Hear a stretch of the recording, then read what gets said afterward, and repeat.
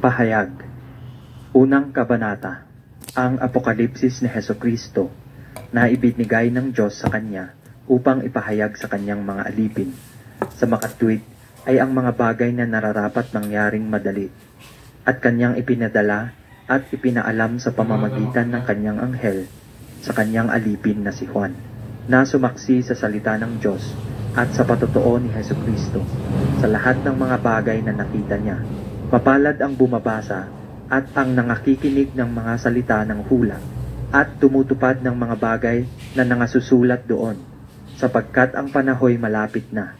Si Juan sa 7 iglesia na nasa Asia, biyaya ang sumainyo nawa, at kapayapaang mula doon sa kanya na ngayon at nang nakaraan at darating, at mula sa 7 espiritu na nasa harapan ng kanyang luklukan, at mula kay Hesukristo na siyang saksing tapat, na panganay sa mga patay at pangulo ng mga hari sa lupa, doon sa umiibig sa atin at sa nagkalag sa atin sa ating mga kasalanan sa pamamagitan ng kanyang dugo, at ginawa tayong kaharian, mga saserdote sa kanyang Diyos at Ama.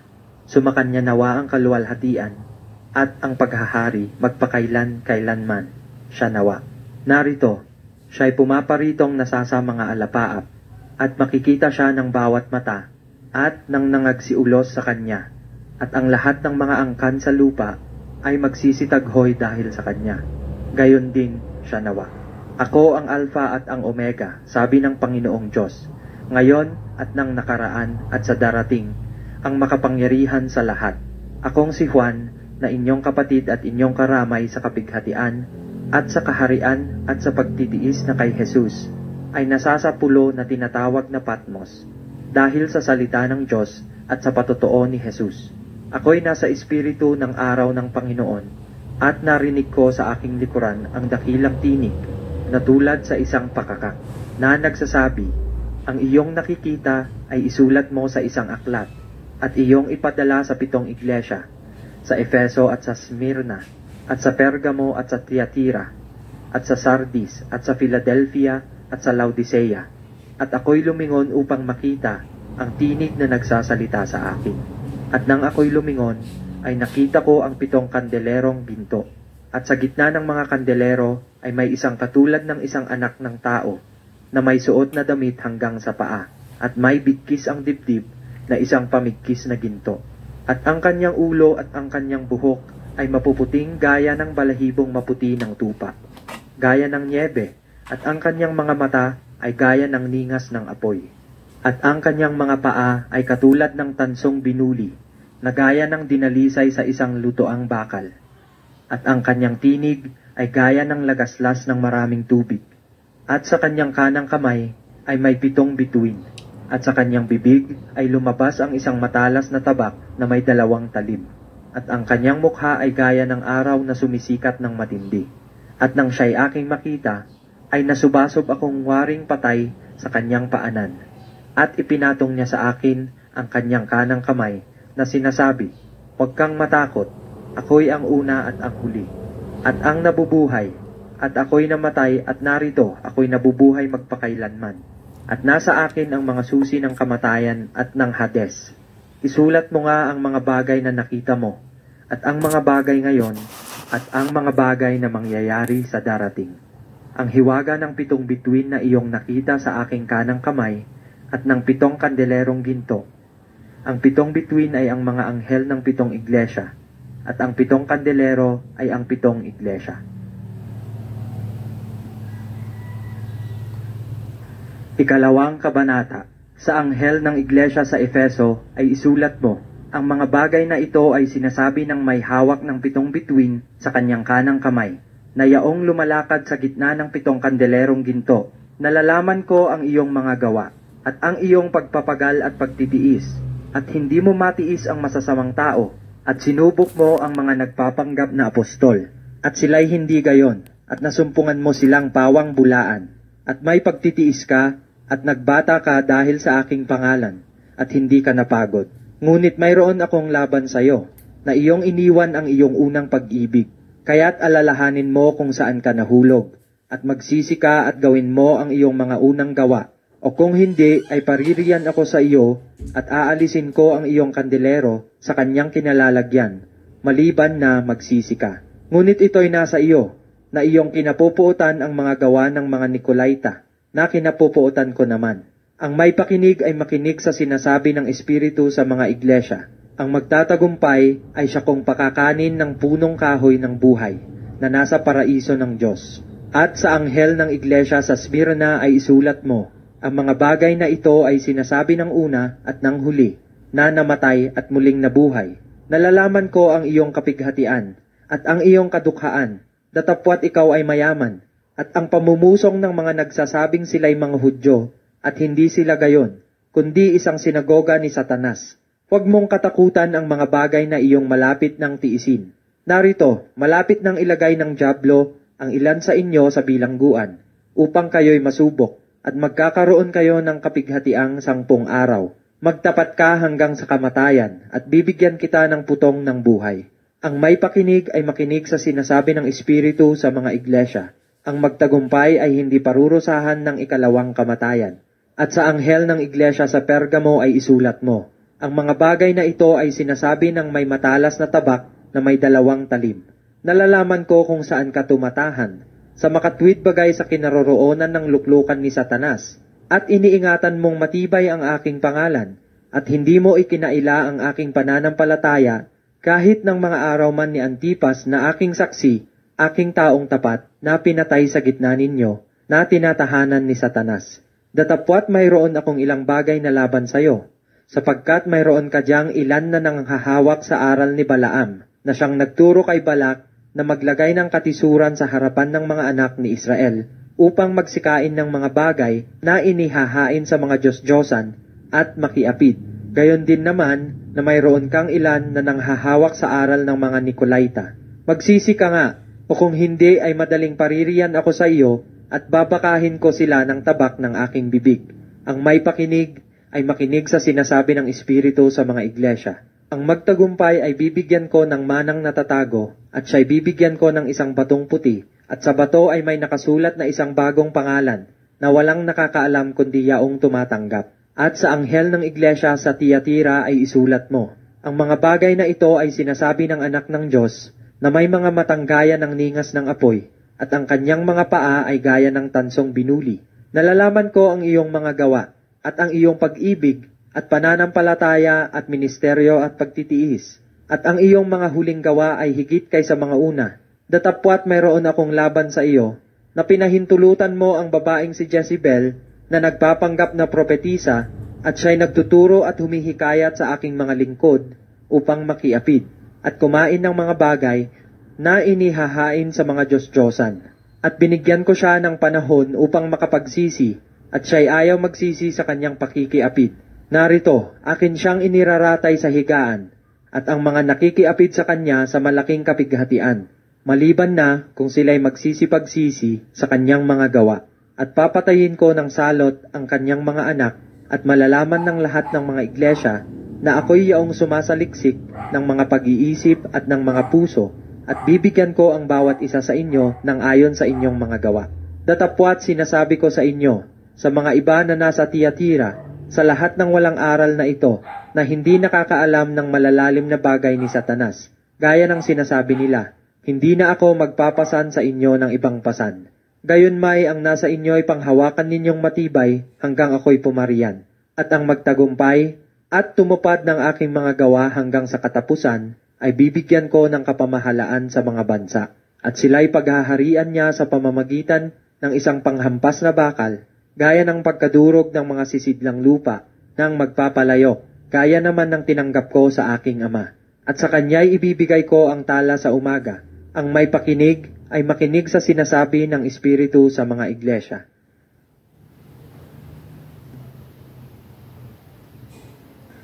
Ikatlong kabanata.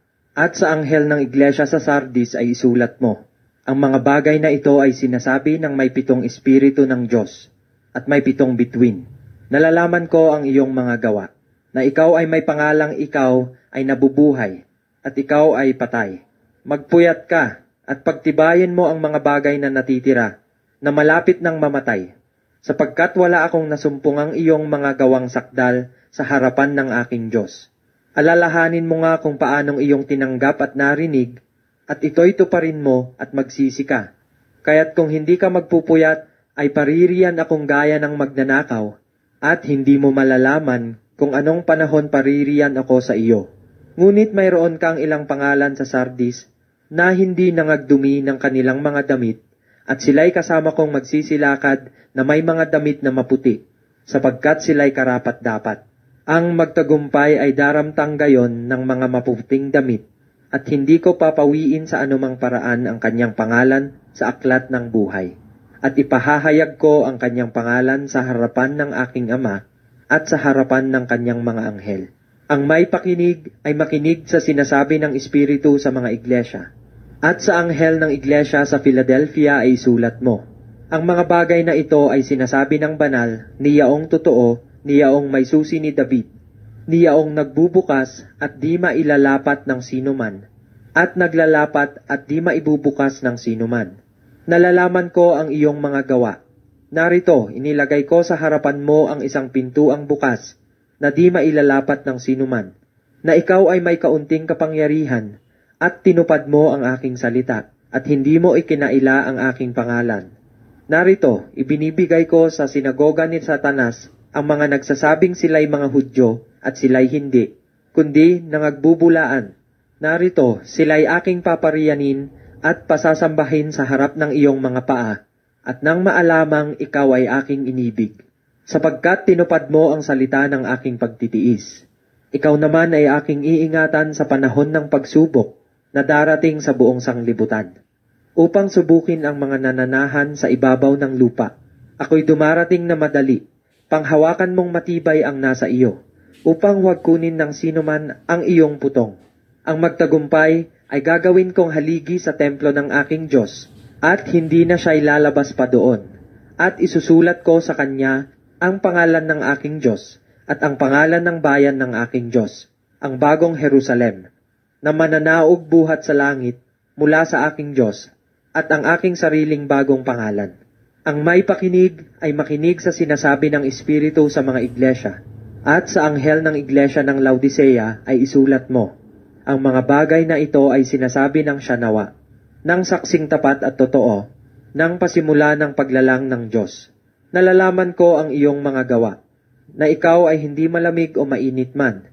Ibig ko sanang ikaw ay malamig o mainit, kaya sapagkat ikaw ay malahininga at hindi mainit o malamig man, ay isusuka kita sa aking bibig. Sapagkat sinasabi mo, ako'y mayaman at nagkamit ng kayamanan, at hindi ako nangangailangan ng anuman, at hindi mo nalalamang ikaw ang aba at maralita at dukha at bulag at hubad. Ipinapayo ko sa iyo na ikaw ay bumili sa akin ng gintong dinalisay ng apoy, upang ikaw ay yumaman, at ng mapuputing damit upang iyong maisuot, at upang huwag mahayag ang iyong kahihiyang kahubaran, at ng pangpahid sa mata, na ipahid mo sa iyong mga mata, upang ikaw ay makakita. Ang lahat kong iniibig ay aking sinasaway at pinarurusahan. Ikaw nga'y magsikap at magsisi. Narito, ako'y nakatayo sa pintuan at tumutuktok. Kung ang sino man ay duminig ng aking tinig at magbukas ng pinto, ako'y papasok sa kanya, at hahapong kasalo niya, at siya'y kasalo ko. Ang magtagumpay ay aking pagkakaloobang umupong kasama ko sa aking luklukan, gaya ko naman na nagtagumpay, at umupong kasama ng aking Ama sa kanyang luklukan. Ang may pakinig ay makinig sa sinasabi ng Espiritu sa mga iglesia.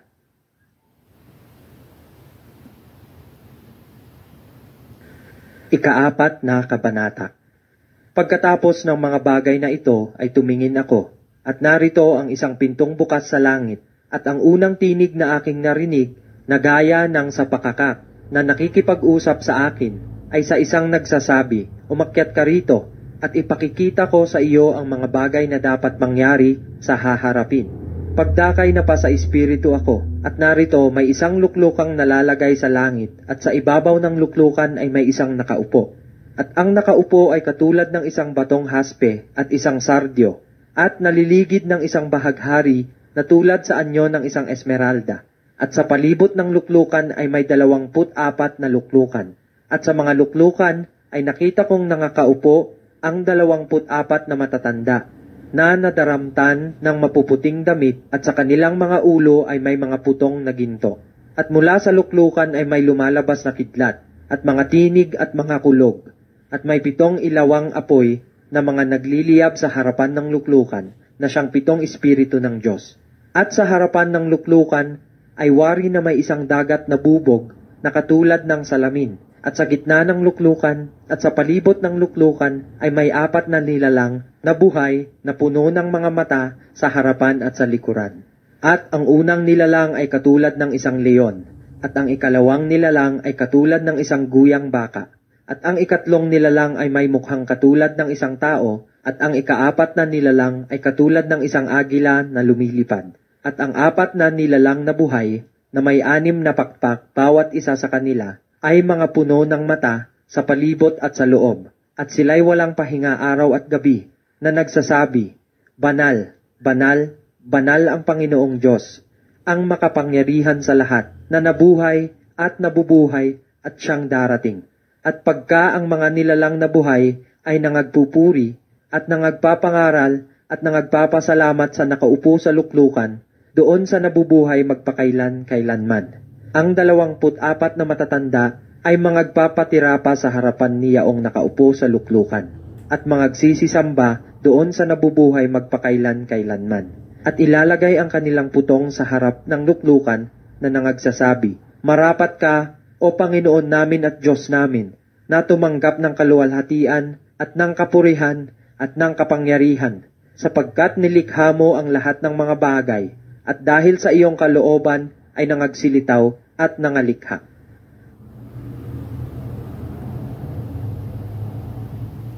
Ikalimang kabanata. At nakita ko sa kanang kamay ni Yaong nakaupo sa luklukan ang isang aklat na may sulat sa loob at sa labas, na tinatakang mahigpit ng 7 tatak. At nakakita ako ng isang malakas na anghel na nagtatanyag ng malakas na tinig. Sinong karapat-dapat magbukas ng aklat at magtanggal ng mga tatak nito? At sino man sa langit o sa ibabaw man ng lupa o sa ilalim man ng lupa ay hindi makapagbukas ng aklat o makatingin man. At ako'y umiyak na mainam, sapagkat hindi nakasumpong ng sino mang marapat magbukas ng aklat o makatingin man. At sinabi sa akin ng isa sa matatanda, Huwag kang umiyak, narito ang leon sa angkan ni Juda, ang ugat ni David, ay nagtagumpay upang magbukas ng aklat at ng 7 tatak nito. At nakita ko sa gitna ng luklukan at ng 4 na nilalang na buhay, at sa gitna ng matatanda, ang isang kordero na nakatayo, na wari ay pinatay, na may 7 sungay at 7 mata, na siyang 7 espiritu ng Diyos, na sinugo sa buong lupa. At siya'y lumapit at kinuha ang aklat sa kanang kamay ni Yaong nakaupo sa luklukan. At pagkakuha niya ng aklat, ang 4 na nilalang na buhay at ang 24 na matatanda ay nangagpatira pa sa harapan ng kordero, na ang bawat isa'y may alpa, at mga mangkok na ginto na puno ng kamangyan, na siyang mga panalangin ng mga banal.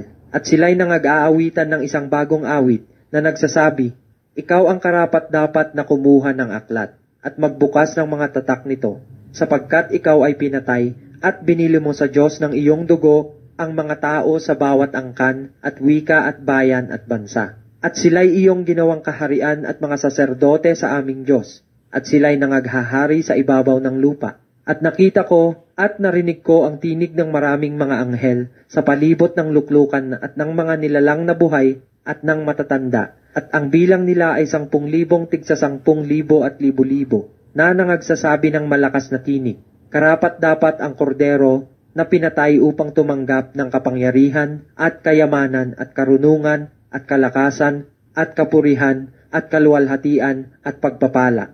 At ang bawat bagay na nilalang na nasa langit at nasa ibabaw ng lupa at nasa ilalim ng lupa at nasa ibabaw ng dagat at lahat ng mga bagay na nasa mga ito ay narinig kong nangagsasabi, Sa kanya na nakaupo sa luklukan at sa kordero ay ang pagpapala at kapurihan at kaluwalhatian at paghahari magpakailan-kailanman.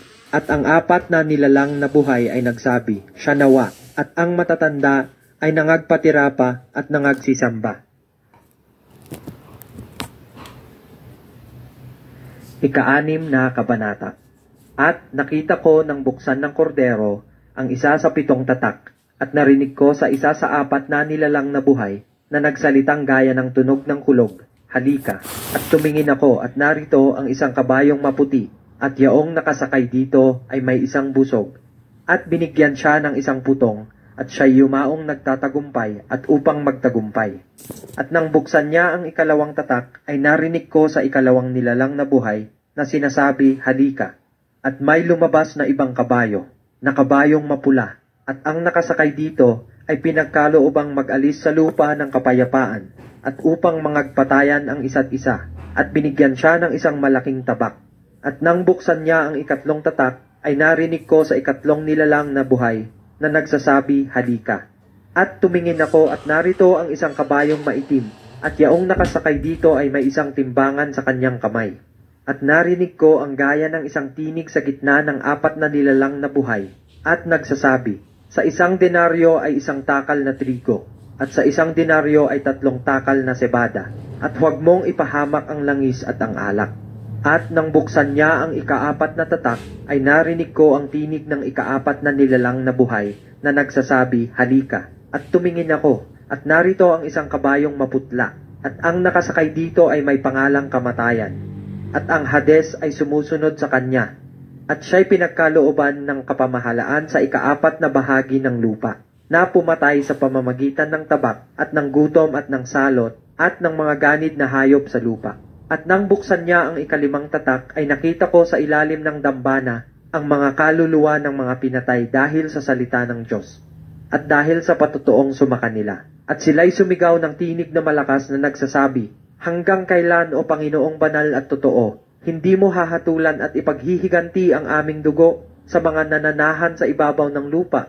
At binigyan ang bawat isa sa kanila ng isang maputing balabal, at sa kanila'y sinabi na mangagpahinga pa ng kaunting panahon, hanggang sa maganap ang bilang ng kanilang mga kapwa alipin at ng kanilang mga kapatid na mga papatayin na manggaya nila. At nakita ko nang buksan niya ang 6 na tatak, at nagkaroon ng malakas na lindol, at ang araw ay umitim, na gaya ng isang magaspang na kayong buhok na maitim. At ang buong buwan ay naging gaya ng dugo. At ang mga bituin sa langit ay nangahulog sa lupa, gaya ng puno ng igos na isinasambulat ang kanyang mga bungang bubot pagka hinahampas ng malakas na hangin. At ang langit ay nahawi na gaya ng isang lulong aklat kung nalulon.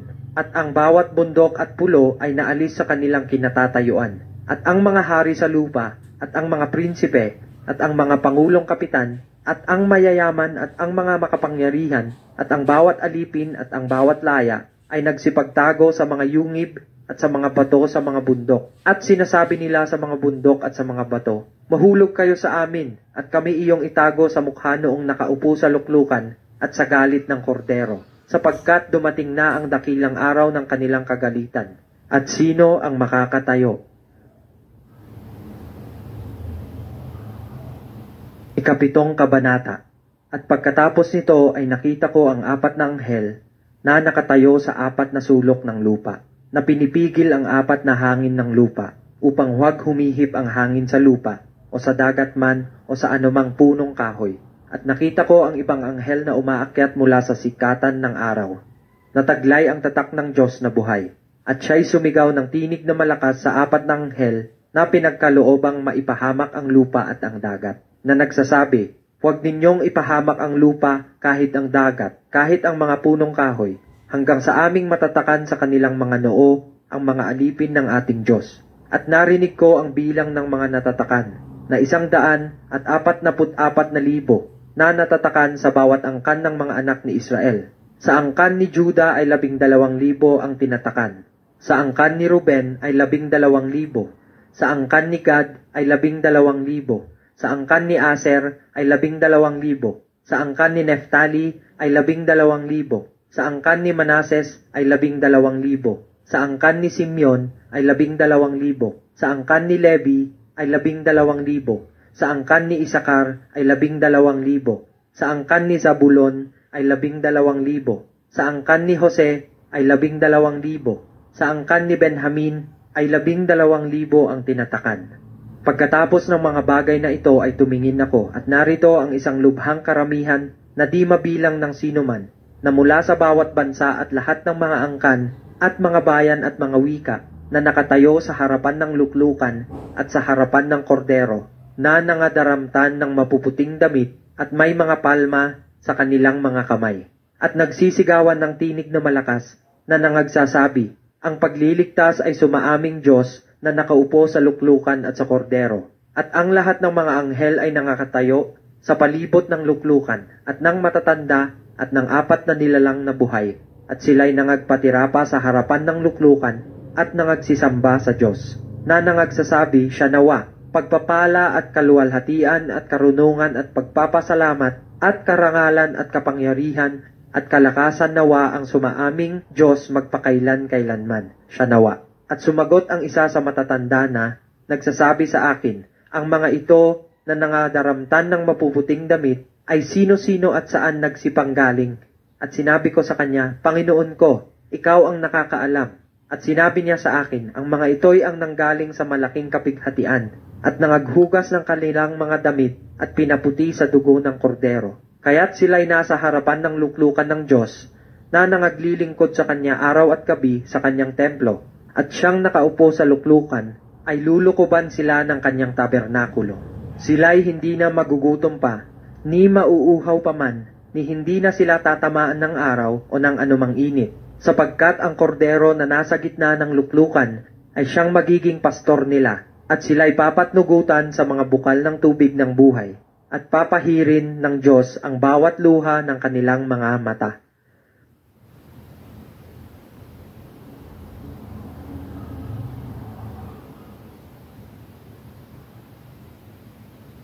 Ikawalong kabanata. At nang buksan niya ang 7 tatak, ay nagkaroon ng katahimikan sa langit na may kalahating oras. At nakita ko ang 7 anghel na nangakatayo sa harapan ng Diyos, at sila'y binigyan ng 7 pakakak. At dumating ang ibang anghel at tumayo sa harap ng dambana, na may hawak na isang gintong pangsuob ng kamangyan. At binigyan siya ng maraming kamangyan upang idagdag ito sa mga panalangin ng lahat ng mga banal sa ibabaw ng dambanang ginto na nasa harapan ng luklukan. At ang usok ng kamangyan, kalakip ng mga panalangin ng mga banal, ay napailang lang mula sa kamay ng anghel sa harapan ng Diyos. At kinuha ng anghel ang pangsuob ng kamangyan, at pinuno niya ng apoy ng dambana, at itinapon sa lupa, at nagkaroon ng mga kulog, at mga tinig, at mga kidlat, at ng isang lindol. At ang 7 anghel na may 7 pakakak ay nagsihanda upang magsihihip. At humihip ang una, at nagkaroon ng granizo at apoy na may halong dugo at itinapon sa lupa, at ang 2 bahagi ng lupa ay nasunog, at ang 3 bahagi ng mga punong kahoy ay nasunog, at ang lahat ng sariwang damo ay nasunog. At humihip ang 2 anghel, at ang tulad sa isang malaking bundok na nagliliyab sa apoy ay nabulusok sa dagat, at ang 3 bahagi ng dagat ay naging dugo, at namatay ang 3 bahagi ng mga nilalang na nasa dagat, na mga may buhay, at ang 3 bahagi sa mga daong ay nawalat. At humihip ang 3 anghel, at nahulog mula sa langit ang isang malaking bituin na nagliliyab na gaya ng isang sulo, at nahulog sa 3 bahagi ng mga ilog at sa mga bukal ng tubig. At ang pangalan ng bituin ay Ahenho, at ang 3 bahagi ng tubig ay naging Ahenho. At maraming tao ay nangamatay dahil sa tubig, sapagkat mapait ang tubig. At humihip ang 4 na anghel, at nasugatan ang 3 bahagi ng araw, at ang 3 bahagi ng buwan, at ang 3 bahagi ng bituin, upang magdilim ang 3 bahagi nila, at upang ang 3 bahagi ng maghapon ay huwag lumiwanag, at gayon din naman na ang gabi. At nakita ko at narinig ko ang isang anghel na lumilipad sa pagitan ng langit, na nagsasabi ng malakas na tinig, sa aba, sa aba, sa aba, ng mga nananahan sa ibabaw ng lupa, dahil sa mga ibang tunog ng pakakak ng 3 anghel na magsisihihip pa. Ikasyam na kabanata. At humihip ang 5 anghel, at nakita ko ang isang bituin na nahulog sa lupa mula sa langit, at sa kanya'y ibinigay ang susi ng hukay ng kalaliman, at binuksan niya ang balon ng kalaliman, at napailang lang ang usok mula sa hukay, na gaya ng usok ng isang malaking lutoang bakal. At nagdilim ang araw, at ang himpapawid dahil sa usok ng hukay, at nangagsilabas sa usok ang mga balang sa lupa. at binigyan sila ng kapangyarihan na gaya ng mga alakdan sa lupa na may kapangyarihan. At sinabi sa kanila na huwag ipahamak ang damo sa lupa, ni ang anumang bagay na sariwa, ni ang anumang punong kahoy, kundi ang mga tao lamang na walang tatak ng Diyos sa kanilang mga noo. At pinagkalooban silang huwag patayin ang mga ito, kundi pahirapan nilang 5 buwan. At ang kanilang pahirap ay gaya ng pahirap ng alakdan kung kumakagat sa isang tao. At sa mga araw na yaon ay hahanapin ng mga tao ang kamatayan. At sa anumang para ay hindi nila masusumpungan at mga gnanasang mamatay. At ang kamatayan ay tatakas sa kanila. At ang anyo ng mga balang ay katulad ng mga kabayong nahahanda sa pagbabaka. At sa kanilang mga ulo ay gaya ng mga putong na katulad ng ginto. At ang kanilang mga mukha ay gaya ng mga mukha ng mga tao. At sila'y may buhok na gaya ng buhok ng mga babae. At ang kanilang mga ngipin ay gaya ng sa mga leon. At sila'y may mga baluti na gaya ng baluting bakal. At ang ugong ng kanilang mga pakpak ay gaya ng ugong ng mga karo at ng maraming kabayo na dumadaluhong sa pagbabaka. At sila'y may mga buntot na gaya ng sa mga alakdan at mga tibo, at sa kanilang mga buntot naroroon ang kanilang kapangyarihan upang ipahamak ang mga taong 5 buwan. Sila'y may pinakahari na anghel ng kalaliman. Ang kanyang pangalan sa wikang Hebreo ay Abaddon, at sa Griego ay may pangalan siyang Apollyon. Ang unang pagkaaba ay nakaraan na. Narito, darating pa ang 2 pagkaaba sa haharapin. At humihip ang ika-6 na anghel, at narinig ko ang isang tinig mula sa mga sungay ng damba ng ginto na nasa harapan ng Diyos, na nagsasabi sa ika-6 na anghel na may pakakak, kalagan mo ang 4 na anghel na nagagapos sa malaking ilog ng Euphrates, at kinalagan ang 4 na anghel na nangahahanda sa oras at araw at buwan at taon upang patayin ang 3 bahagi ng mga tao. At ang bilang ng mga hukbong nangangabayo ay makalawang 10,000 tigsa 10,000. Aking narinig ang bilang nila. At nakita kong sa pangitain ang mga kabayo at ang mga nakasakay dito na may mga baluting gaya ng apoy at ng hasinto at ng asupre. At ang mga ulo ng mga kabayo ay gaya ng mga ulo ng mga leon.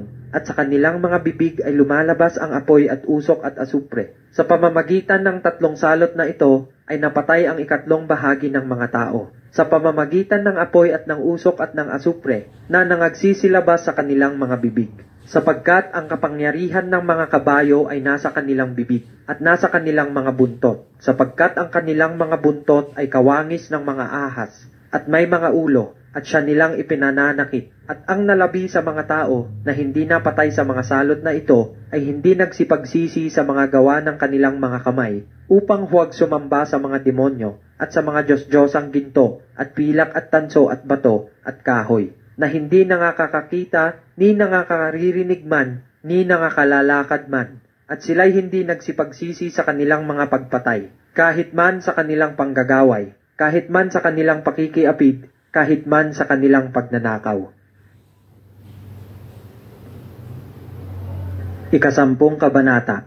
At nakita ko ang ibang malakas na anghel na nanaog na mula sa langit, na nabibihisan ng isang alapaap, at ang bahaghari ay nasa kanyang ulo, at ang kanyang mukha ay gaya ng araw, at ang kanyang mga paa ay gaya ng mga haliging apoy.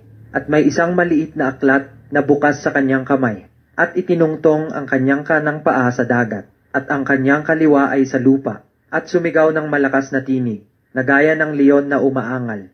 At pagkasigaw niya, ay ang 7 kulog ay umugong. At pagkaugong ng 7 kulog, ay isusulat ko sana, at narinig ko ang isang tinig mula sa langit, na nagsasabi, tatakan mo ang mga bagay na sinalita ng 7 kulog, at huwag mong isulat.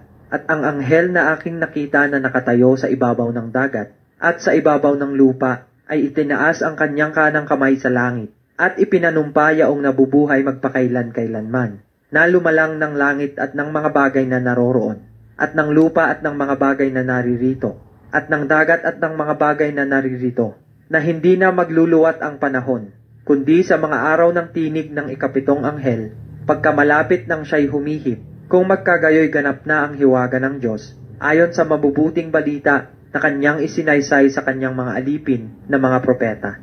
At ang tinig na aking narinig na mula sa langit ay muling nagsalita sa akin, at nagsabi, humayo ka, kunin mo ang aklat na bukas na nasa kamay ng anghel na nakatayo sa ibabaw ng dagat at sa ibabaw ng lupa. At ako'y naparoon sa anghel na nagsabi ako sa kanya na ibigay sa akin ang maliit na aklat. At kanyang sinabi sa akin, kunin mo ito, at ito'y kanin mo, at papapaitin ang iyong tiyan. Datapwat sa iyong bibig ay magiging matamis na gaya ng pulot. At kinuha ko ang maliit na aklat sa kamay ng anghel, at aking kinain, at sa aking bibig ay matamis na gaya ng pulot, at ng aking makain ay pumait ang aking tiyan. At sinasabi nila sa akin, dapat kang manghulang muli sa maraming mga bayan at mga bansa at mga wika at mga hari.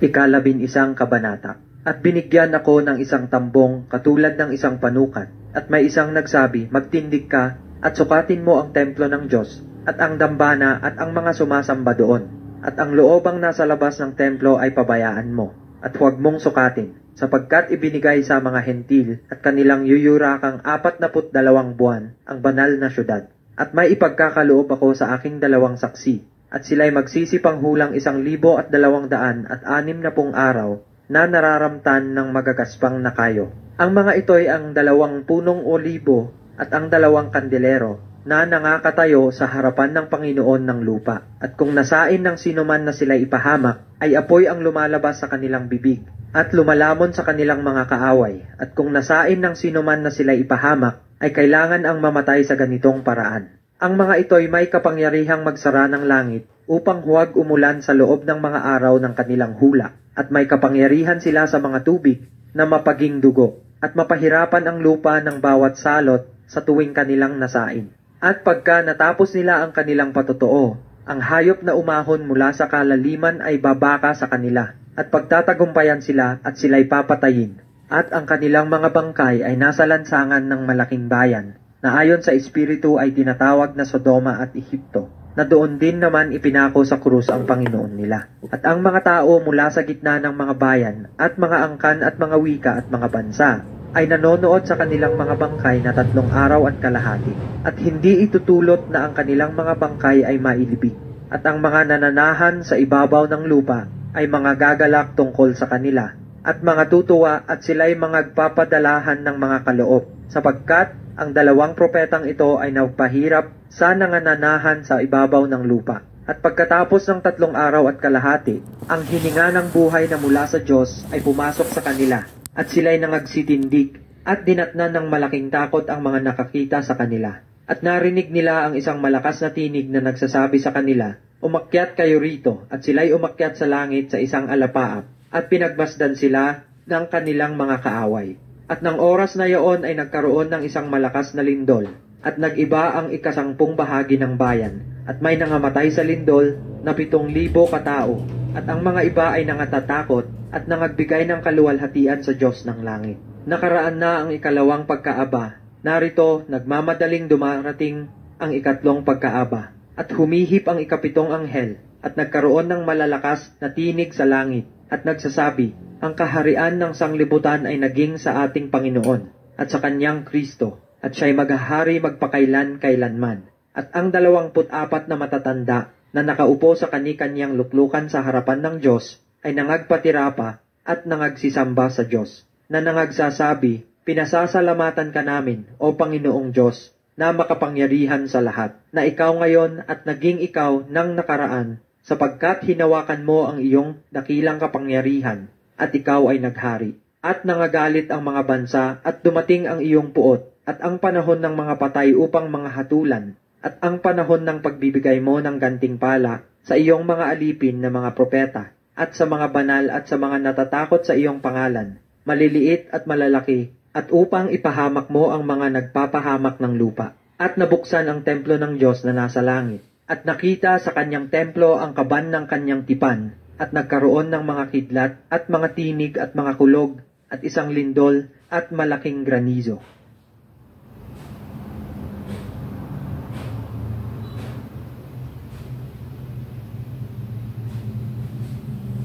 Ika-12 kabanata. At ang isang dakilang tanda ay nakita sa langit, isang babae na nararamtan ng araw, at ang buwan ay nasa ilalim ng kanyang mga paa. At sa kanyang ulo ay may isang putong na 12 bituin. At siya'y nagdadalang tao, at siya'y sumisigaw na nagdaramdam sa panganganak, at sa hirap upang manganak. At ang ibang tanda ay nakita sa langit, at narito ang isang malaking dragong mapula na may 7 ulo at 10 sungay, at sa kanyang mga ulo'y may 7 diadema. At kinaladkad ng kanyang buntot ang 2 bahagi ng mga bituin sa langit, at ipinaghagis sa lupa. At lumagay ang dragon sa harapan ng babaeng manganganak na, upang lamunin ang kanyang anak pagkapanganak niya. At siya'y nanganak ng isang anak na lalaki, na maghahari na may panghampas na bakal sa lahat ng mga bansa. At ang kanyang anak ay inagaw na dinala hanggang sa Diyos, at hanggang sa kanyang luklukan. At tumakas ang babae sa ilang, na doon siya'y ipinaghanda ng Diyos ng isang dako, upang doon siya ampuning 1,260 araw. At nagkaroon ng pagbabaka sa langit. Si Miguel at ang kanyang mga anghel ay nakipagbaka sa dragon, at ang dragon at ang kanyang mga anghel ay nakipagbaka. At hindi sila nanganalo, ni nasumpungan pa man ang kanilang dako sa langit. At inihagis ang malaking dragon, ang matandang ahas, ang tinatawag na Diablo at Satanas, ang dumadaya sa buong sanglibutan. Siya'y inihagis sa lupa at ang kanyang mga anghel ay inihagis na kasama niya. At narinig ko ang isang malakas na tinig sa langit, na nagsasabi, "Ngayoy dumating ang kaligtasan at ang kapangyarihan at ang kaharian ng ating Diyos at ang kapamahalaan ng kanyang Kristo, sapagkat inihagis na ang tagapagsumbong sa ating mga kapatid na siyang sa kanila'y nagsusumbong sa harapan ng ating Diyos araw at gabi. At siya'y kanilang dinaig dahil sa dugo ng kordero at dahil sa salita ng kanilang patotoo. At hindi nila inibig ang kanilang buhay hanggang sa kamatayan. Kaya't mga galak kayo, o mga langit at kayong nagsisitahan dyan, sa aba ng lupa at ng dagat, sapagkat ang Diablo'y bumaba sa inyo, na may malaking galit, sapagkaalam niya na kaunting panahon na lamang mayroon siya. At nang makita ng dragon na siya'y inihagis sa lupa, ay inusig niya ang babaeng nanganak ng sanggol na lalaki. At sa babae ibinigay ang 2 pakpak ng agilang malaki, upang ilipad sa ilang mula sa harap ng ahas hanggang sa kanyang tahanan, na pinagkandilihan sa kanyang isang panahon, at mga panahon at kalahati ng isang panahon. At ang ahas ay nagbuga sa kanyang bibig sa likuran ng babae ng tubig na gaya ng isang ilog, upang maipatangay siya sa agos. At tinulungan ng lupa ang babae, at ibinuka ang kanyang bibig at nilamon ng ilog na ibinuga ng dragon sa kanyang bibig. At nagalit ang dragon sa babae, at umalis upang bumaka sa nalabi sa kanyang binhi, na siyang nagsisitupad ng mga utos ng Diyos at mga may patotoo ni Jesus. 13 kabanata.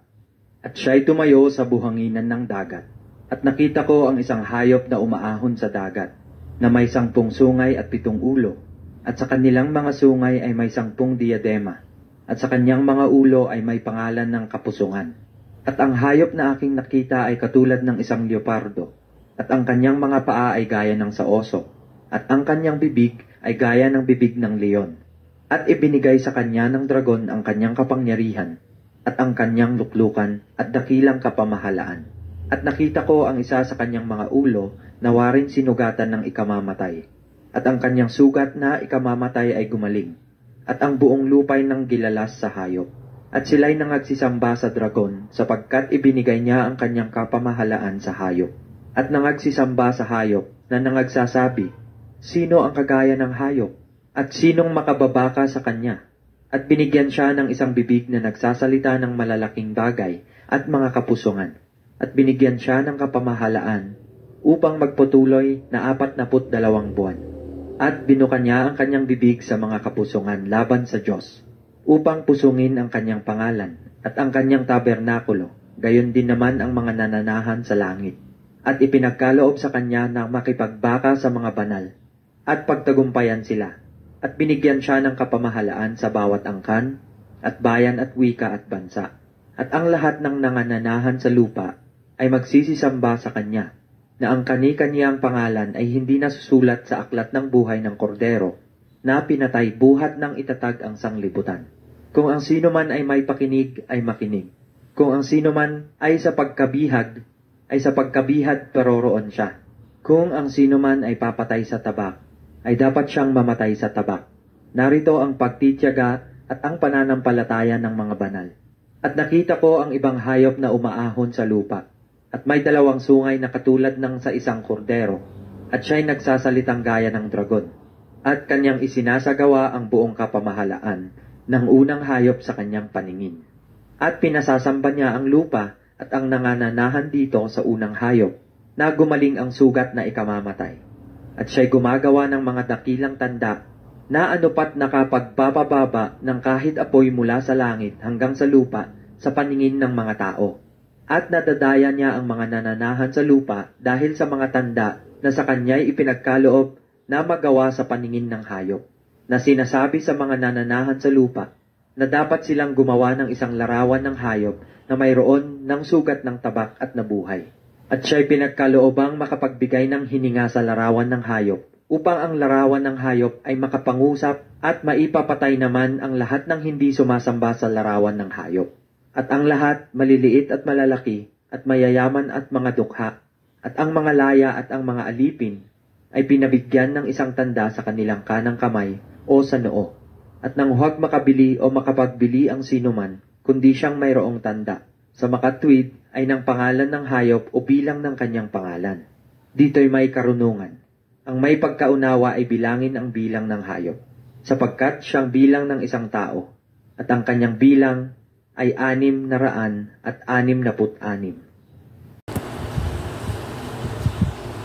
Ikalabing-apat na kabanata. At tumingin ako at narito, ang kordero ay nakatayo sa bundok ng Sayon, at ang kasama niya ay 144,000 may pangalan niya, at pangalan ng kanyang ama, na nasusulat sa kani-kanyang noo. At narinig ko ang isang tinig na mula sa langit, na gaya ng lagaslas ng maraming tubig, at gaya ng ugong ng malakas na kulog. At ang tinig na aking narinig ay gaya ng sa mga manunugtog ng alpa na tumutugtog ng kanilang mga alpa. At sila'y nangag-aawitan, nawari isang bagong awit sa harapan ng luklukan at sa harap ng 4 na nilalang na buhay at ng matatanda. At sino man ay hindi maaaring matuto ng awit kundi ang 144,000 lamang. Sa makatwid ay siyang mga binili mula sa lupa. Ang mga ito'y ang hindi nangahawa sa mga babae, sapagkat sila'y mga malilinis. At ang mga ito'y ang nagsisisunod sa kordero saan man siya pumaroon. Ang mga ito'y ang binili sa gitna ng mga tao, na maging mga pangunahing bunga sa Diyos at sa kordero. At sa kani-kanyang bibig ay walang nasumpungang kasinungalingan, sila'y mga walang dungis.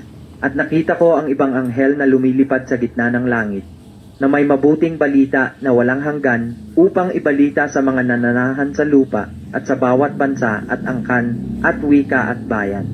At sinasabi niya ng malakas na tinig, matakot kayo sa Diyos at magbigay kaluwalhatian sa Kanya, sapagkat dumating ang panahon ng Kanyang paghatol. At magsisamba kayo sa gumawa ng langit at ng lupa at ng dagat at ng mga bukal ng tubig. At ang iba, ang pangalawang anghel, ay sumunod na nagsasabi, Naguho! Naguho ang dakilang Babilonya, na siyang nagpainom sa lahat na bansa ng alak ng kagalitan ng kanyang pakikiapid. At ang ibang anghel, ang pangatlo, ay sumunod sa kanila, na nagsasabi ng malakas na tinig, Kung ang sino man ay sumasamba sa hayop at sa kanyang larawan, at tumatanggap ng tanda sa kanyang noo o sa kanyang kamay, ay iinom din naman siya ng alak ng kagalitan ng Diyos, na nahahandang walang halo sa inuman ng kanyang kagalitan. At siya'y pahihirapan ng apoy at asupre sa harapan ng mga banal na anghel at sa harapan ng kordero. At ang usok ng harap nila ay nagpaiilang lang, magpakailan-kailanman. At sila'y walang kapahingahan araw at gabi. Silang mga nagsisisamba sa hayop at sa kanyang larawan at sino mang tumatanggap ng tanda ng kanyang pangalan. Narito ang pagtsatsaga ng mga banal, ng mga nagsisitupad ng mga utos ng Diyos at ng pananampalataya kay Jesus. At narinig ko ang isang tinig na mula sa langit na nagsasabi, Isulat mo, mapapalad ang mga patay na nangamatay sa Panginoon mula ngayon. Oo, sinasabi ng Espiritu, upang sila'y mangagpahinga sa kanilang mga gawa, sapagkat ang kanilang mga gawa ay sumusunod sa kanila. At nakita ko at narito ang isang alapaap na maputi, at nakita ko na nakaupo sa alapaap ang isang katulad ng isang anak ng tao, na sa kanyang ulo'y may isang putong na ginto, at sa kanyang kamay ay may isang panggapas na matalas. At lumabas ang ibang anghel sa templo na sumisigaw ng malakas na tinig, doon sa nakaupo sa alapaap, Ihulog mo ang iyong panggapas at gumapas ka, sapagkat dumating ang oras ng paggapas, sapagkat ang aanihin sa lupa ay hinog na. At inihagis ng nakaupo sa alapaap ang kanyang panggapas sa lupa, at ang lupa ay nagapasan. At lumabas ang ibang anghel sa templong nasa langit, na may panggapas din namang matalas. At ang ibang anghel ay lumabas sa dambana, na siyang may kapangyarihan sa apoy, at tinawagan ng malakas na tinig yaong may panggapas na matalas, na sinasabi, ihulog mo ang iyong panggapas na matalas, at putihin mo ang mga buwig sa ubasan sa lupa, sapagkat ang kanyang mga ubas ay mga hinog na. At inihagis ng anghel ang kanyang panggapas sa lupa, at pinuti ang mga ubas sa lupa, at inihagis sa pisaan ng ubas, sa malaking pisaan ng kagalitan ng Diyos. At nayurakan ang pisaan ng ubas sa labas ng bayan, at lumabas sa pisaan ng ubas ang dugo, na umapaw hanggang sa mga preno ng mga kabayo, sa lawak ng 1,600 estadyo.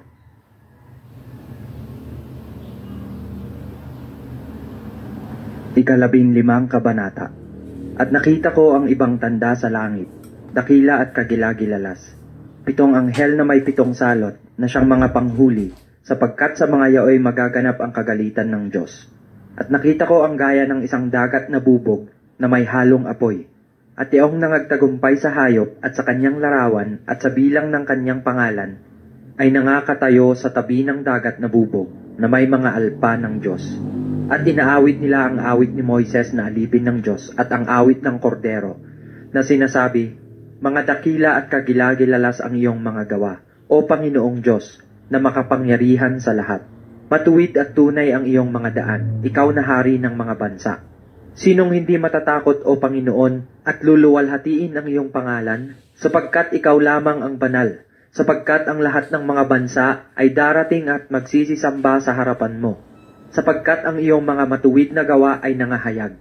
At pagkatapos ng mga bagay na ito ay tumingin ako, at ang santuaryo ng tabernakulo ng patotoo sa langit ay nabuksan. At sa santuaryo ay nagsilabas ang 7 anghel na may 7 salot, na nararamtan ng mahalagang bato, tunay at makintab, at nangabibigkisan ng gintong pamigkis ang kanilang mga dibdib. At isa sa 4 na nilalang na buhay ay nagbigay sa 7 anghel ng 7 mangkok na ginto na puno ng kagalitan ng Diyos, na siyang nabubuhay magpakailan-kailanman. At napuno ng usok ang santuaryo mula sa kaluwalhatian ng Diyos at sa kanyang kapangyarihan. At sino man ay hindi nakapasok sa santuaryo hanggang sa matapos ang 7 salot ng 7 anghel.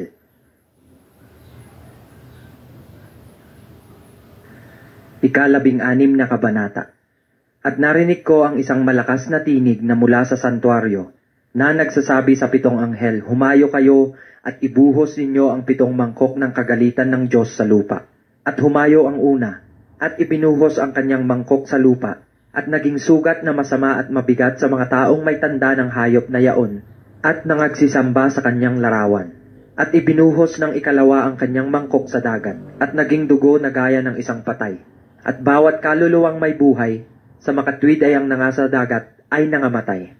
At ibinuhos ng ikatlo ang kanyang mangkok sa mga ilog at sa mga bukal ng tubig, at nangaging dugo. At narinig ko ang anghel ng tubig na nagsasabi, matuwid ka na ngayon at nang nakaraan, o banal, sapagkat humatol ka na gayon. Sapagkat ibinuhos nila ang dugo ng mga banal at ng mga propeta, at pinainom mo sila ng dugo. Ito'y karapat-dapat sa kanila. At narinig ko ang dambana na nagsasabi, oo, o Panginoong Diyos, na makapangyarihan sa lahat, tunay at matuwid ang iyong mga hatol. At ibinuhos ng ika-4 ang kanyang mangkok sa araw, at ibinigay nito sa kanya nang masunog ng apoy ang mga tao. At nangasunog ang mga tao sa matinding init, at sila'y namusong sa pangalan ng Diyos na may kapangyarihan sa mga salot na ito, at hindi sila nangagsisi upang siya'y luwalhatiin. At ibinuhos ng ika-5 ang kanyang mangkok sa luklukan ng hayop na yaon, at nagdilim ang kanyang kaharian, at nginatngat nila ang kanilang mga dila dahil sa hirap, at sila'y namusong sa Diyos ng langit dahil sa kanilang mga hirap at sa kanilang mga sugat, at hindi sila nangagsisi sa kanilang mga gawa. At ibinuhos ng ika-6 ang kanyang mangkok sa malaking ilog na Euphrates, at natuyo ang tubig nito, upang mahanda ang dadaanan ng mga haring mula sa sikatan ng araw. At nakita kong lumabas sa bibig ng dragon At sa bibig ng hayop at sa bibig ng bulaang propeta ang tatlong espiritong karumal-dumal, na gaya ng mga palaka, sapagkat sila'y mga espiritu ng mga demonyo, na nagsisigawa ng mga tanda, na pinaparoonan nila ang mga hari sa buong sanglibutan, upang tipunin sa pagbabaka sa dakilang araw ng Diyos, na makapangyarihan sa lahat. Narito, ako'y pumaparitong gaya ng magnanakaw. Mapalad siyang nagpupuyat at nag-iingat ng kanyang mga damit, na baka siya'y lumakad na hubad at makita nila ang kanyang kahihiyan. At tinipon sila sa dako na sa Hebreo ay tinatawag na Armageddon. At ibinuhos ng ikapito ang kanyang mangkok sa hangin, at lumabas sa santuaryo ang isang malakas na tinig, mula sa luklukan na nagsasabi, "Nagawa na." At nagkaroon ng mga kidlat, at mga tinig, at mga kulog, at nagkaroon ng malakas na lindol, na di nangyari kailanman mula nang magkatao sa lupa. Isang lindol na lubhang malakas, lubhang kakilakilabot. At ang dakilang bayan ay nabahagi sa tatlo. At ang mga bayan ng mga bansa ay nangaguho, at ang dakilang Babilonya ay napag-alaala sa paningin ng Diyos, upang siya'y bigyan ng inuman ng alak ng kabagsikan ng kanyang kagalitan. At tumakas ang bawat pulo, at ang mga bundok ay hindi nangasumpungan. At malaking graniso na kasing laki ng talento ay lumagpak sa mga tao buhat sa langit, at namusong ang mga tao sa Diyos dahil sa salot na graniso, sapagkat ang salot na ito ay lubhang malaki. 17 Kabanata.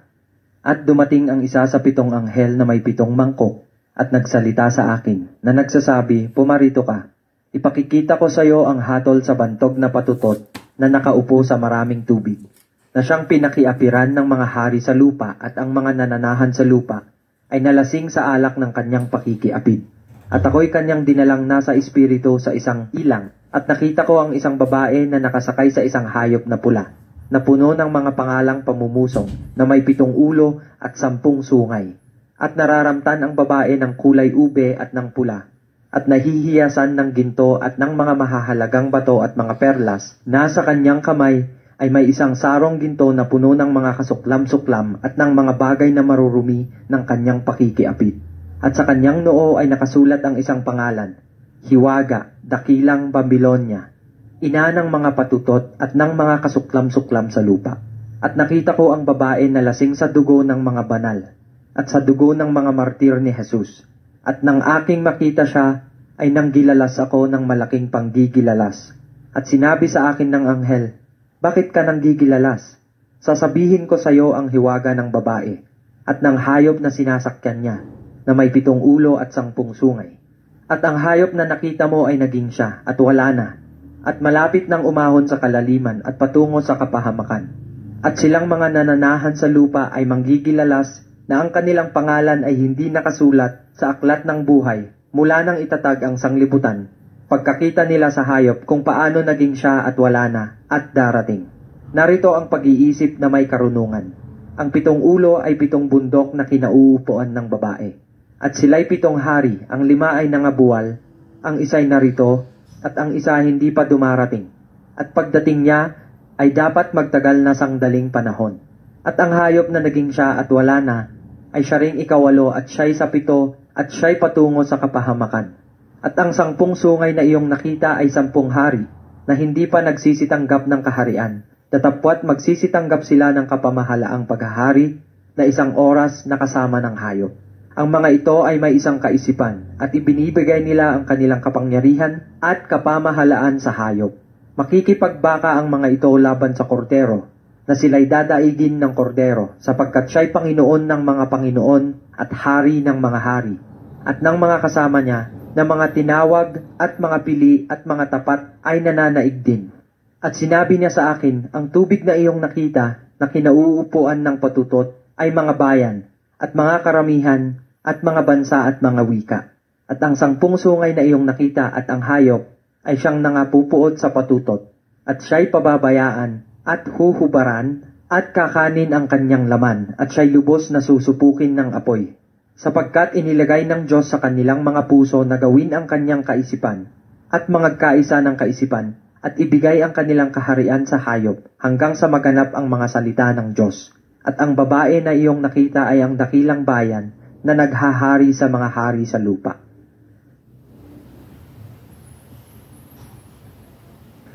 Ika-18 kabanata.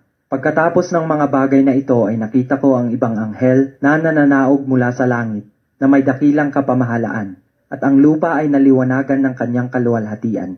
At siya'y sumigaw ng malakas na tinig na nagsasabi, "Naguho, naguho ang dakilang Babilonya, at naging tahanan ng mga demonyo at kulungan ng bawat espiritong karumal-dumal, at kulungan ng bawat karumal-dumal at kasuklam-suklam na mga ibon. Sapagkat dahil sa alak ng galit ng kanyang pakikiapid, ay nangaguho ang lahat ng mga bansa, at ang mga hari sa lupa ay nangakiapid sa kanya. At ang mga mangangalakal sa lupa ay nagsiyaman dahil sa kapangyarihan ng kanyang kalayawan. At narinig ko ang ibang tinig na mula sa langit na nagsasabi, "Mangagsilabas kayo sa kanya, bayan ko, upang huwag kayong mangaramay sa kanyang mga kasalanan, at huwag kayong magsitanggap ng kanyang mga salot. Sapagkat ang kanyang mga kasalanan ay umabot hanggang sa langit, at naaalaala ng Diyos ang kanyang mga katampalasanan. Ibigay din ninyo ang ayon sa ibinigay niya sa inyo, at ibayuhin ninyo ng ibayo sa kanyang mga gawa. Sa sarong kanyang pinaghaluan, ay ipaghalo ninyo siya ng ibayo. Kung gaano ang pagkakapagmapuri at pagkapamuhay na malayaw, ay gayon din naman ang ibigay ninyo sa kanyang pahirap at pagluluksa. Sapagkat sinasabi niya sa kanyang puso, ako'y nakaupong reyna, at hindi ako bao, at hindi ko makikita kailanman ang pagluluksa. Kaya't darating sa isang araw ang mga salot sa kanya, kamatayan at pagluluksa at gutom, at siya'y lubos na susunugin sa apoy. Sapagkat malakas ang Panginoong Diyos na humatol sa kanya. At ang mga hari sa lupa, na nangakiapid at nangabuhay na malayaw na kasama niya, ay mangagsisiiyak at mangagsisitaghoy tungkol sa kanya, pagkakita nila ng usok ng kanyang pagkasunog. At nangakatayo sa malayo dahil sa takot sa pahirap sa kanya, na nangagsasabi, sa aba ng dakilang bayang Babilonya, ng bayang matibay, sapagkat sa isang oras ay dumating ang hatol sa iyo, at ang mga mangangalakal sa lupa ay mangagsisiiyak at mangagluluksa tungkol sa kanya, sapagkat wala nang bibili pa ng kanyang kalakal, ng kalakal na ginto at pilak, at mahalagang bato, at mga perlas at mainam na lino, at kayong kulay ube at sutla, at kayong pula, at sari-saring mababangong kahoy, at bawat kasangkapang garing, at bawat kasangkapang mahalagang kahoy, at tanso at bakal at marmol, at kanela at espesyas, at insyenso, at ungwento, at kamangyan, at alak, at langis, at mainam na harina, at trigo, at mga baka, at mga tupa, at kalakal na mga kabayo at mga karo, at mga alipin, at mga kaluluwa ng mga tao. At ang mga bungang pinipita mo ay nangapalayo sa iyo. At lahat ng mga bagay na maiinam at mariringal ay nangalipol sa iyo at hindi na mga susumpungan pa. Ang mga mangangalakal ng mga bagay na ito na nangagsiyaman dahil sa kanya ay mangagsisitayo sa malayo dahil sa takot sa pahirap sa kanya, na nagsisiiyak at nagsisipagluksa, na nangagsasabi sa aba, diyaong dakilang bayan, siya na nararamtan ng mahalagang lino at ng kayong kulay ube at pula at napapalamutihan ng ginto at ng mahalagang bato at ng perlas.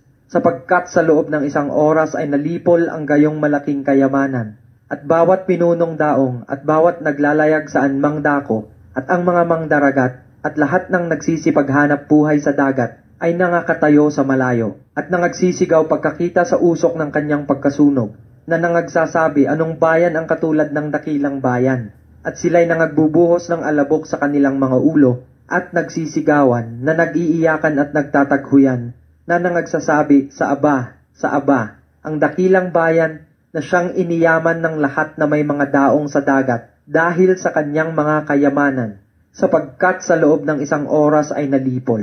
Magalak ka tungkol sa kanya o langit, at kayong mga banal, at kayong mga apostol at kayong mga propeta, sapagkat inihatol ng Diyos ang inyong hatol sa kanya. At dinampot ng isang anghel na malakas ang isang bato, na gaya ng isang malaking gilingang bato, at inihagis sa dagat na sinasabi, gayon sa isang kakilakilabot na pagkahulog, igigiba ang Babilonya, ang dakilang bayan, at hindi na masusumpungan pa.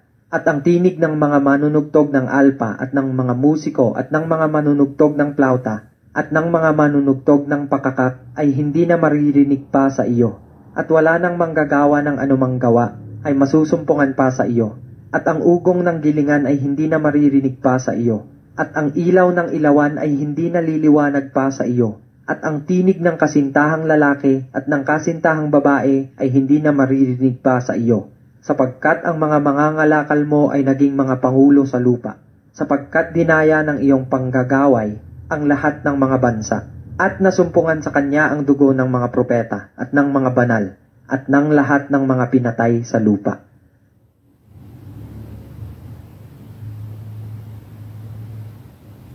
Ika-19 na kabanata. Pagkatapos ng mga bagay na ito ay narinig ko ang gaya ng isang malaking tinig ng isang makapal na karamihan sa langit, na nagsasabi, Alleluia!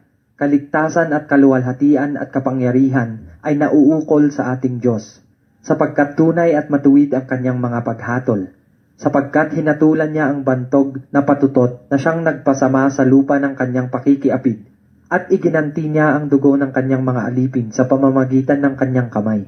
At sila'y muling nangagsabi, Alleluia! At ang usok niya ay napaiilang lang magpakailan-kailanman.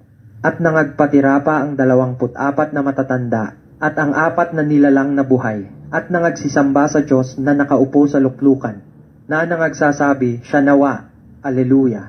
At lumabas ang isang tinig sa luklukan na nagsasabi, Purihin ninyo ang ating Diyos, ninyong lahat na mga lingkod niya, ninyong lahat na mga natatakot sa Kanya, maliliit at malalaki.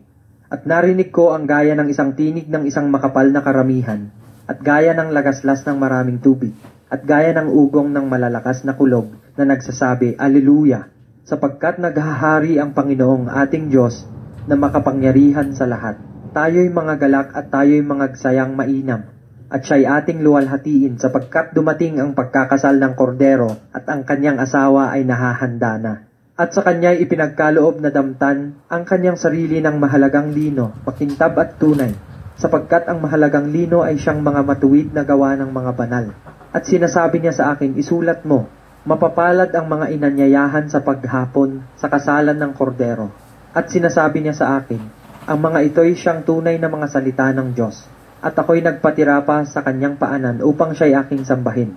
At sinasabi niya sa akin, ingatan mong huwag gawin iyan. Ako'y kapwa mo alipin at ng iyong mga kapatid na mayroong patutuo ni Jesus.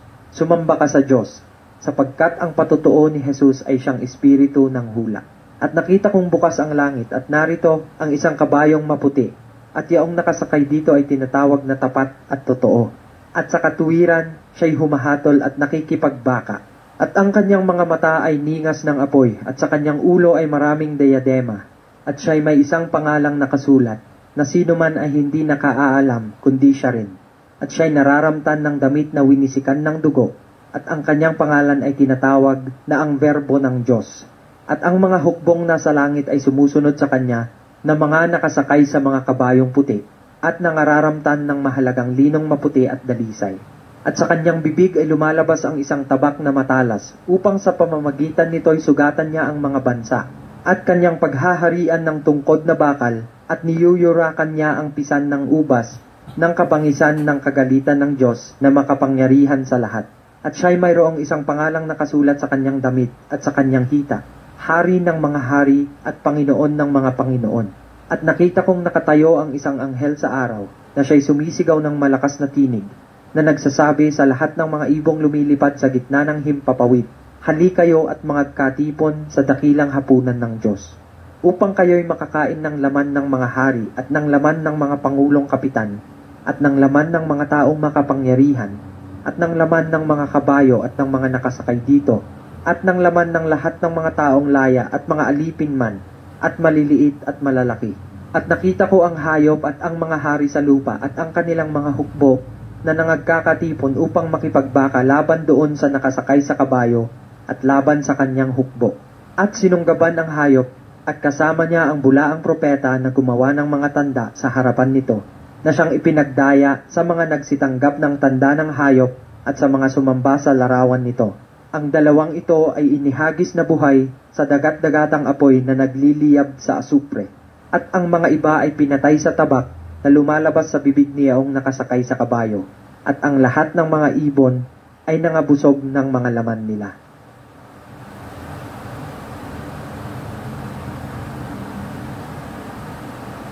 Ika-20 kabanata.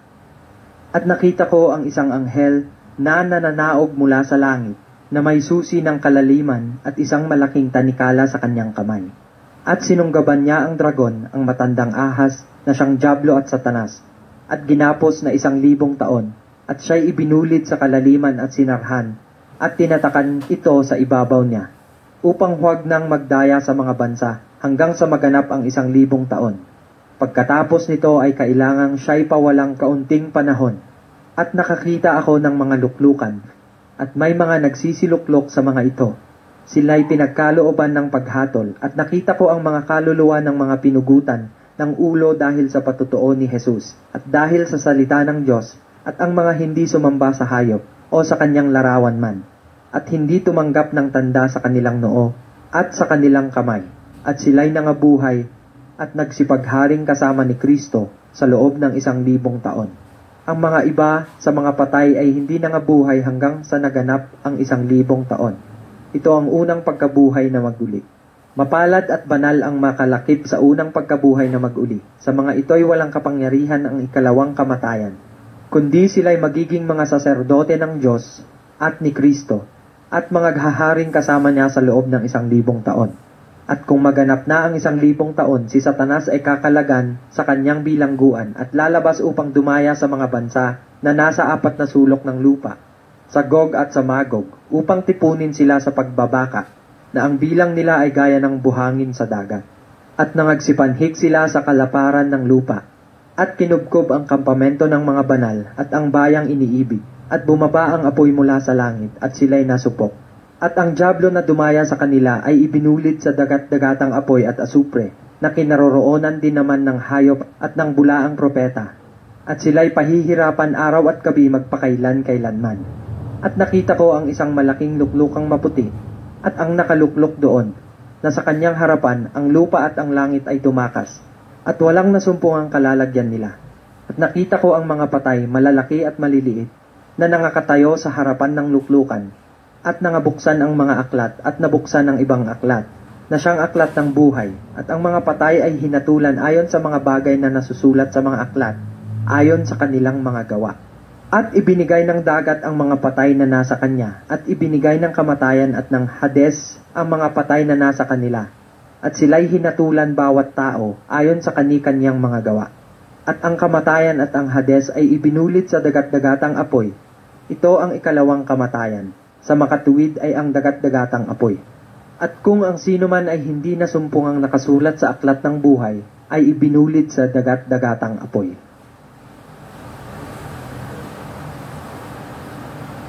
Ika-21 kabanata. At nakita ko ang isang bagong langit at ang isang bagong lupa, sapagkat ang unang langit at ang unang lupa ay naparam, at ang dagat ay wala na. At nakita ko ang bayang banal, ang bagong Jerusalem, na nananaog mula sa langit buhat sa Diyos, na nahahandang gaya ng isang babaeng kasintahan, na nagagayakang talaga sa kanyang asawa. At narinig ko ang isang malakas na tinig na mula sa luklukan, na nagsasabi, "Narito, ang tabernakulo ng Diyos ay nasa mga tao, at siya'y mananahan sa kanila, at sila'y magiging mga bayan niya, at ang Diyos din ay sasa kanila, at magiging Diyos nila. At papahirin niya ang bawat luha sa kanilang mga mata, at hindi na magkakaroon ng kamatayan, hindi na magkakaroon pa ng dalamhati, o ng pananambitan man, o ng hirap pa man. Ang mga bagay ng una ay naparam na." At yaong nakaluklok sa luklukan ay nagsabi, "Narito, ginagawa kong bago ang lahat ng mga bagay." At sinabi niya, "Isulat mo, sapagkat ang mga salitang ito ay tapat at tunay." At sinabi niya sa akin, "Nagawa na, ako ang Alpha at ang Omega, ang pasimula at ang wakas. Ang nauuhaw ay aking paiinuming walang bayad sa bukal ng tubig ng buhay. Ang magtagumpay ay magmamana ng mga bagay na ito, at ako'y magiging Diyos niya, at siya'y magiging anak ko. Ngunit sa mga duwag at sa mga hindi mananampalataya, at sa mga kasuklam-suklam at sa mga mamamatay tao, at sa mga mapakiapid, at sa mga manggagaway, at sa mga mapagsamba sa Diyos-Diyosan, at sa lahat ng mga sinungaling, ang kanilang bahagi ay sa dagat-dagatang nagniningas sa apoy at asupre, na siyang ikalawang kamatayan. At dumating ang isa sa 7 anghel na may 7 mangkok, na mga puno ng 7 huling salot, at nagsalita sa akin na nagsasabi, "Halika, ipakikita ko sa iyo ang babaeng kasintahan, ang asawa ng kordero." At dinala niya akong nasa espiritu sa isang malaki at mataas na bundok, at ipinakita sa akin ang bayang banal na Jerusalem, na nananaog mula sa langit, buhat sa Diyos, na may kaluwalhatian ng Diyos.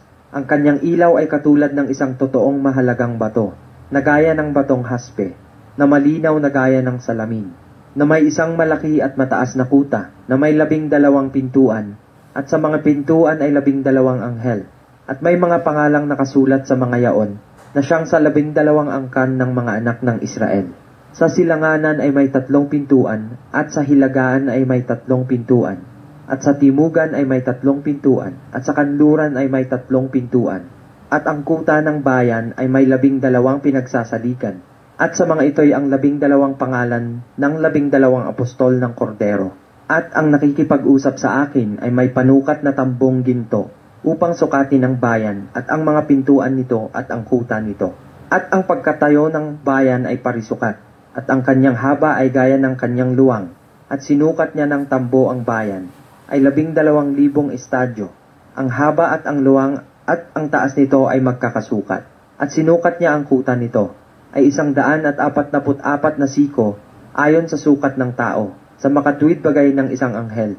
At ang malaking bahagi ng kuta niya ay haspe, at ang bayan ay dalisay na ginto, na katulad ng malinis na bubog. Ang mga pinagsasaligan ng kuta ng bayan ay may pamuting sari-saring mahahalagang bato.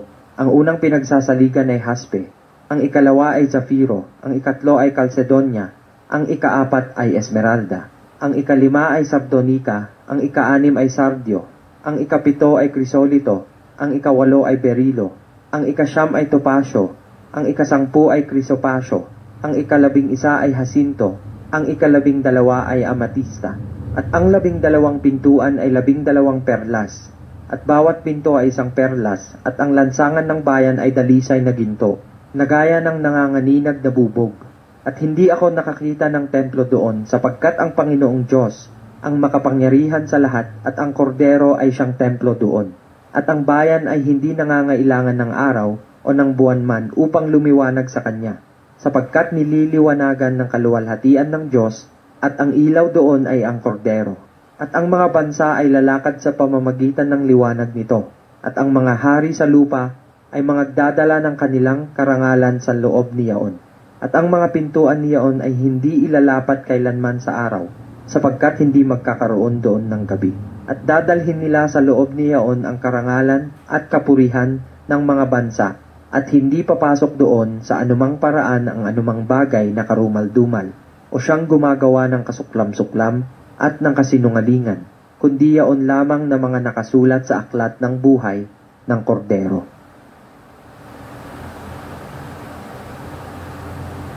Ika-22 kabanata. At ipinakita niya sa akin ang isang ilog ng tubig ng buhay, na maningning na gaya ng bubog, na lumalabas sa luklukan ng Diyos at ng Kordero. Sa gitna ng lansangang yaon, at sa dako rito ng ilog, at sa ibayo nito, naroon ang punong kahoy ng buhay, na namumunga ng 12 iba't ibang bunga, na namumunga sa bawat buwan, at ang mga dahon ng punong kahoy ay pangpagaling sa mga bansa, at hindi na magkakaroon pa ng sumpa, at ang luklukan ng Diyos at ng Kordero ay naroroon, at siya'y paglilingkuran ng kanyang mga alipin, at makikita nila ang kanyang mukha, at ang kanyang pangalan ay sa kanilang mga noo. At hindi na magkakaroon pa ng gabi, at sila'y hindi nangangailangan ng liwanag ng ilawan, ni ng liwanag man ng araw, sapagkat liliwanagan sila ng Panginoong Diyos, at sila'y maghahari magpakailan-kailanman. At sinabi niya sa akin, ang mga salitang ito'y tapat at tunay, at ang Panginoon, ang Diyos ng mga espiritu ng mga propeta, ay nagsugo ng kanyang anghel, upang ipakita sa kanyang mga alipin ang mga bagay na kinakailangang mangyari madali. At narito, ako'y madaling pumaparito. Mapalad ang tumutupad ng mga salita ng hula ng aklat na ito. At akong si Juan, ako ang nakarinig at nakakita ng mga bagay na ito. At nang aking marinig at makita, ay nagpatira pa ako upang sumamba sa harapan ng anghel na nagpakita sa akin ng mga bagay na ito. At sinasabi niya sa akin, ingatan mong huwag gawin iyan. Ako'y kapwa mo alipin at ng iyong mga kapatid ng mga propeta, at ng mga tumutupad ng mga salita ng aklat na ito, sumamba ka sa Diyos. At sinasabi niya sa akin, huwag mong tatakan ang mga salita ng hula ng aklat na ito, sapagkat malapit na ang panahon. Ang liko ay magpakaliko pa, at ang marumi ay magpakarumi pa, at ang matuwid ay magpakatuwid pa, at ang banal ay magpakabanal pa. Narito, ako'y madaling pumaparito, at ang aking gantimpala ay nasa akin, upang bigyan ng kagantihan ang bawat isa ayon sa kanyang gawa. Ako ang Alpha at ang Omega, at ang una at ang huli, ang pasimula at ang wakas. Mapapalad ang nangaghuhugas ng kanilang damit, upang sila'y magkaroon ng karapatan sa punong kahoy ng buhay, at makapasok sa bayan sa pamamagitan ng mga pintuan. Nangasa labas ang mga aso, at ang mga manggagaway, at ang mga mapakiapid, at ang mga mamamatay tao, at ang mga mapagsamba sa Diyos-Diyosan, at ang bawat nag-iibig at gumagawa ng kasinungalingan. Akong si Jesus ay nagsugo ng aking anghel upang sa inyo'y magpatotoo ng mga bagay na ito sa mga iglesia. Ako ang ugat at ang supling ni David, ang maningning na tala sa umaga. At ang espiritu at ang kasintahang babae ay nagsasabi, halika. At ang nakikinig ay magsabi, halika. At ang nauuhaw ay pumarito. Ang may ibig ay kumuhang walang bayad ng tubig ng buhay. Aking sinasaksihan sa bawat taong nakikinig sa mga salita ng hula ng aklat na ito. Kung ang sino man ay magdadagdag sa mga ito, ay daragdagan siya ng Diyos ng mga salot na nakasulat sa aklat na ito. At kung ang sino man ay mag-alis sa mga salita ng aklat ng hulang ito, ay aalisin ng Diyos ang kanyang bahagi sa punong kahoy ng buhay, at sa bayang banal na nakakasulat sa aklat na ito. Ang sumasaksi sa mga bagay na ito ay nagsasabi, oo, ako'y madaling pumaparito. Siya nawa, pumarito ka Panginoong Jesus. Ang biyaya ng Panginoong Jesus ay mapasa mga banal nawa. Siya nawa.